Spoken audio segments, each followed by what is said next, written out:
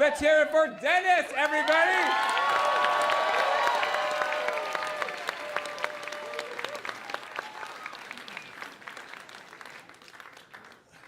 So I did not go to my junior prom. I wasn't going to go to the senior prom either. Didn't have a girlfriend. Would have liked one, but I didn't have one. No indication that anybody else was waiting for an invitation, so I wasn't going. Until a couple weeks before the event, I was fixed up with a friend of a friend named Joan. I did not really know Joan. We were sort of on opposite ends of a large circle of friends. But Joan wanted to go to the prom, and she wanted to go with me, so I was going. Joan let me know that what color dress she was wearing, so I had to rent a tux to match, which was how I ended up in a light blue tux with ruffled shirt, bow tie, and patent leather light blue shoes to match. Yeah, every bit as hideous as it sounds. I had to buy a corsage. The question was, what kind of corsage? Do I get the nosegay or the wrist corsage, or would I have to pin something on her chest?Uld that be legal even? I didn't know I could do that. But she had me get a wrist corsage, so it was fine. Prom night came, and as we're driving there, I'm really getting to know Joan. We weren't really friends. I was doing my best to be charming, or at least not boring.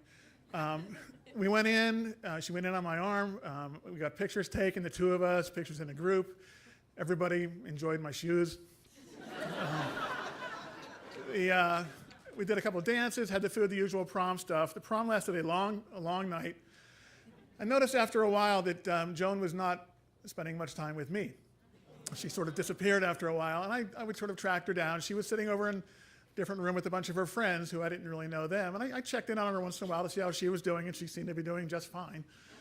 So I would move on and just find other things to do. The night came to an end, and it was a long night. Got her home, good night kiss, or good morning kiss as it turned out. Briefly, because we only got like 3 hours of sleep because we had all had agreed to reconvene the next day for the prom picnic.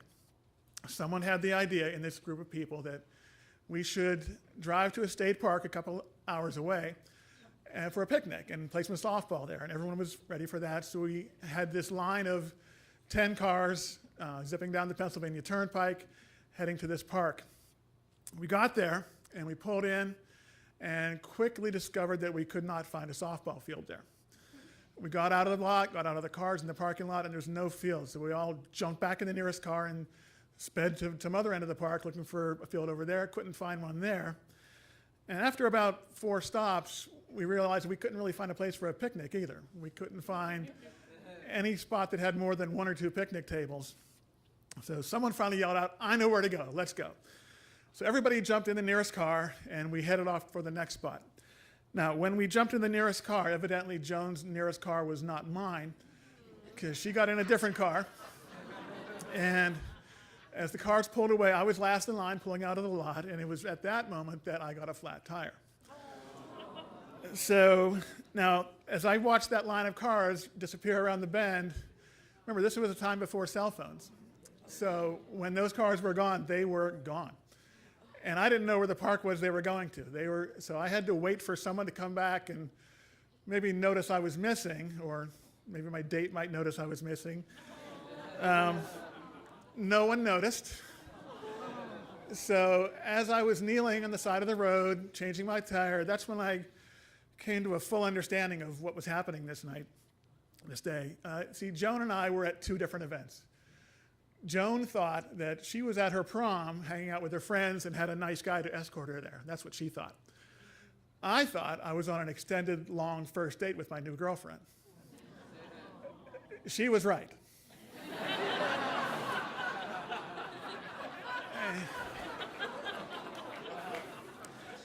And once I came to an understanding of this, I started to feel a little bit better too.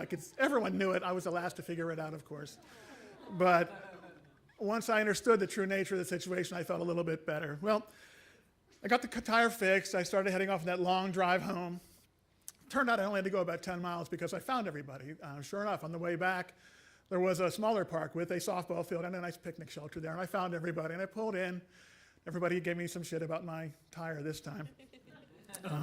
And Joan was there too, but now even Joan had changed in my eyes. She was no longer my potential girlfriend. She was just the nice girl who I sort of knew a little bit, which is what she had been all along. But now I realized it too. I saw Joan a few more times over the next couple of weeks, and then graduation came and I never talked to her again. I have, however, talked to the friend who fixed us up. I'm still friends with her, and I was with her a few months ago, reliving old stories, having a few beers, and having some laughs until we got to this story. And I told it again pretty much as I've told it here. And she got serious for a moment there. She was concerned that how badly was I scarred by this event? Did I wish that she had never fixed us up in the first place? And I told her no. I'm glad I went. I'd go again if I could, maybe with someone else, but it was a good event to go to. Because, I mean, as I said, I don't have any rules in life, but I do know this. Anytime you can go to an extended social event and the least embarrassing part of your weekend is your patent leather light blue shoes, you got to go. Thank you.